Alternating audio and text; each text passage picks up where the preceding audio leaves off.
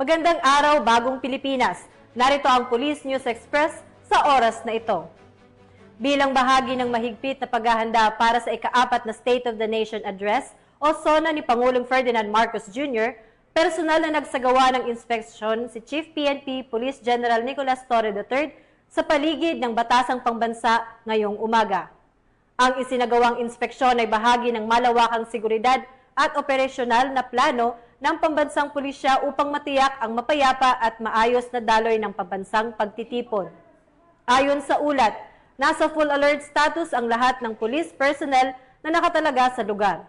Maayos na ipinapatupad ang mga lituntunin sa crowd control kasabay ng maximum tolerance sa paghawak ng mga kilos protesta at pampublikong pagtitipon. Kasabay nito, tiniyak din ang pamunuan ng PNP ang sapat na logistic support para sa mga pulis sa field.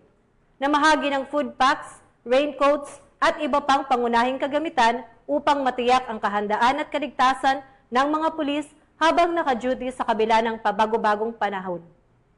Binigyang diin ni Police General Torre ang kahalagahan ng pagpapanatili ng kapayapaan at kaligtasan ng publiko habang patuloy na ginagampanan ng pulisya ang kanilang tungkulin bilang tagapangalaga ng batas at kaayusan.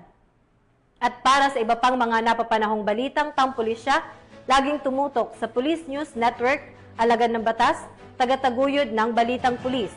Ako po si Patrolwoman Sari Bernales, nagbabalita para sa Police News Express.